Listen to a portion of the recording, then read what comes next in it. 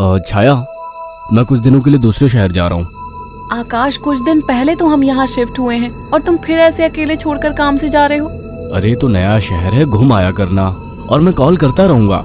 ठीक है, मैं रोकूंगी तो रुकोगे थोड़ी। तुम फिर शुरू मत हो छाया, ये मेरा काम है। ठीक है, मैं अपना सामान लगा देती हूँ, बस अपना ख्याल रखना। आकाश अगली सुबह दूसरे शहर के लिए निकल गया। अपना काम खत्म करके जब वो लौटने लगा, अचानक मौसम खराब हो गया और बारिश की वजह से रास्ता बंद हो चुका था। आकाश को मजबूरन फिर से एक दिन वहां रुकना पड़ा। अपनी बोरियत को दूर करने के लिए वो बाजार की ओर निकल आया। पास में ही छोटा बाजार लगा हुआ था। आकाश आधा बाजार घूम चुका था, तभी वहीं उसे एक काफी बुजुर्ग आदमी निराश बैठा दिखा। उसके पास दो छोटी छोटी मूर्ति और एक थोड़ी बड़ी मूर्ति थी, जिस पर काफी अच्छी कारीगरी की हुई थी। बाबा, आप क्यों परेशान हो? कुछ नहीं बाबूजी, बस सुबह से कुछ भी नहीं बिका। अरे बाबा, आप परेशान ना हो। ये मूर्ति कितने की है? एक काम कीजिए, ये 2000 रुपए है, ये मुझे दे दीजिए। बुजुर्ग ने डरते और झिझकते हुए कहा, लेकिन बेटा, ये मूर्ति शापित है। ये सब बकवास बातें होती हैं बाबा, कोई शाप वाप नहीं होता है। लाओ, ये मूर्ति मुझे दे दो। बुजुर्ग ने कांपते हाथों से उस मूर्ति को आकाश को दे दिया। रात में आकाश होटल के कमरे में गया और फोन पर छाया से बात करने लगा। उसे ठंड सी महसूस होने लगी। फोन रखकर वो सोने के लिए लेट गया। रात गहरी हो चुकी थी, बारिश की वजह से ठंड थी, पर उसे अचानक गर्माहट महसूस होने लगी। उसे अच्छा लग रहा था।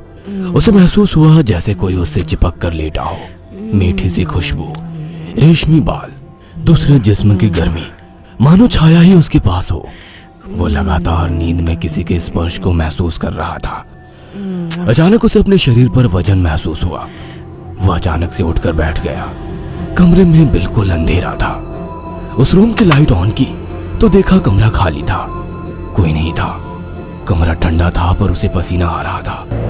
अगले दिन सुबह वो जल्दी होटल से निकल गया और शाम होते होते घर आ गया। छाया को फोन किया तो पता लगा वो माँ के यहाँ गई है, आज ही आने वाली है। उसके पास डुप्लीकेट चाबी थी। उसने गेट खोला और अंदर गया।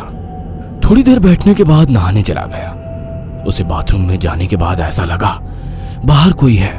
वो जैसे ही निकला उसको कोई नजर नहीं आया। वो ऊपर गया और उसे एक परछाई नजर आई। कौन है? छाया, मजाक मत करो, मुझे ऐसा मजाक पसंद नहीं है। तभी दरवाजे की डोरबेल बजी। जाकर देखा तो छाया थी। आकाश उसे देखते ही खुश हुआ और उसे गले लगा लिया। तुम सही वक्त पर आ गई, मुझे लगा कोई ऊपर है। ऊपर कौन है? मेरी कोई सौतन ले आयो क्या? कैसी बात करती हो? अच्छा छोड़ो, मैं कुछ खाने का बना लूं, फिर बात करते हैं। हाँ ये ठीक है, मुझे ही भूख लगी है। अच्छा ये देखो कितनी सुंदर मूर्ति है। खाने के बाद वो अपने दोनों कमरे में प्यार की बातें करते हुए अपने निजी पलों के आनंद में लीन होकर सो गए। मगर आधी रात को आकाश को वही खुशबू स्पर्श महसूस हुआ। उसे लगा छाया को आज ज्यादा ही प्यार आ रहा है और वो जो कर रही है करने दो। छाया इस बार काफी उत्तेजित लग रही थी। आकाश को भी आनंद आ रहा था। अंधेरे में छाया ने आकाश के सारे कपड़े उतार दिए और पागलों की तरह उसके जिस्म को चूमने लगी। आकाश भी पूरी तरह से उत्तेजित हो गया था।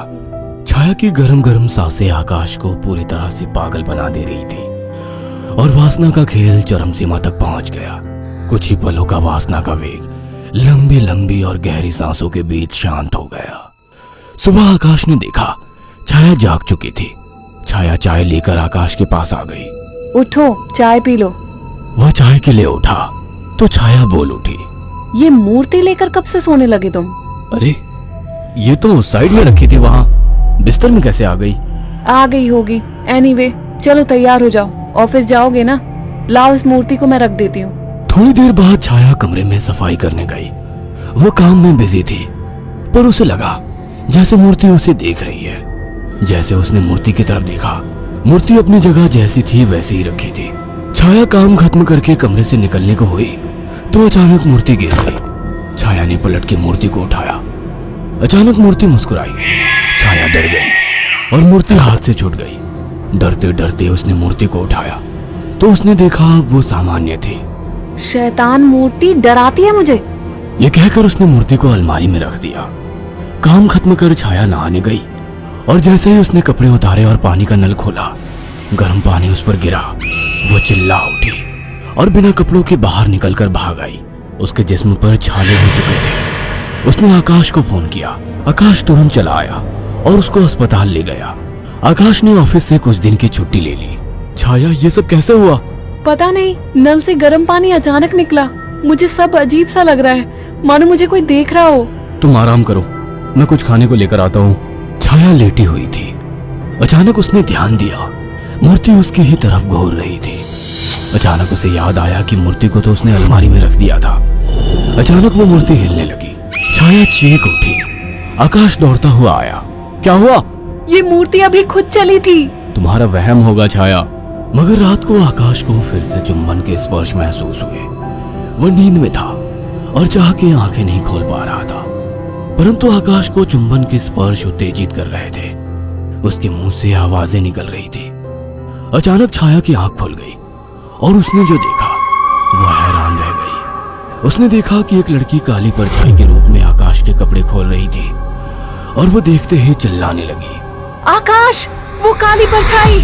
अचानक कमरे के शीशे में चटक सी आवाज आई और शीशा टूट गया।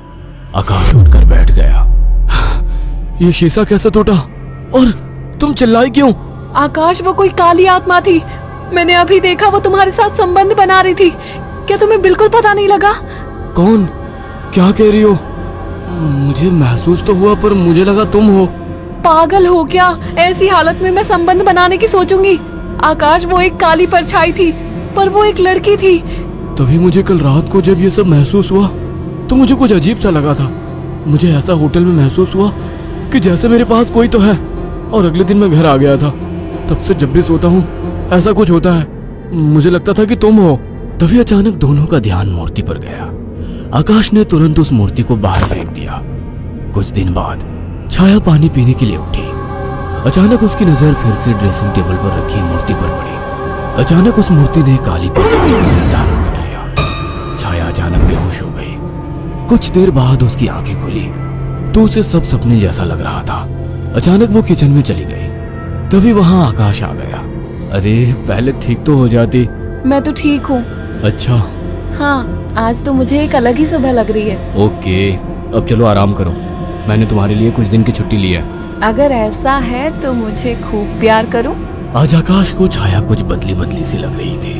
खाने के वक्त भी छाया काफी अजीब तरीके से खा रही थी, जैसे वो बरसों से भूखी हो। छाया, क्या हुआ? आराम से खाओ। रात ठीक से खाया नहीं था ना, तो मुझे जोरों की भूख लग रही है। वैसे आज मीट बना काफी अच्छा है। गांव में अम्मा ने सिखाया था। अम्मा ने? कौन सी अम्मा ने? तुम तो कभी गांव गई ही नहीं। वो सब छोड़ो, सुनो ना, मेरा मन रोमांस का हो रहा है। तुम्हें लगता है ये सही वक्त है? प्यार करने का कोई वक्त नहीं होता। अचानक छाया आकाश से जाकर लिपट गई। उसके जिस्म को चूमने लगी। आकाश ने देखा छाया ने आज साड़ी भी अलग तरीके से बांधी थी। दोनों के बीच संभोग क्रिया होने लगी। दोनों काफी उत्तेजित थे। अचानक आकाश को फिर से छाया में वही खुशबू और स्पर्श महसूस हुआ। छाया आकाश को छोड़ने का नाम तक नहीं ले रही थी। आकाश को महसूस हुआ ये छाया नहीं है। आकाश ने एक झटके से छाया को धक्का दे दिया। रुक क्यों गए? प्यार करो मुझे, रुक क्यों गए? आवाज में भारीपन था। आकाश की आंखें बंद थी, पर जैसे ही उसने आंखें खोली, जिसमें छाया का था लेकिन चेहरा किसी और का था। आकाश ने कांपती आवाज में कहा, मेरी बीवी कहाँ है? छाया के चेहरे के हाव भाव बदलने लगे। उसका चेहरा सफेद और आंखें काली थी। वह गुस्से में बोली, मुझे पसंद नहीं थी वो, मार डाला उसे। अचानक वो एक परछाई में बदल गई। उसने अपने लंबे और पहने दांत आकाश की गर्दन में कर दिए।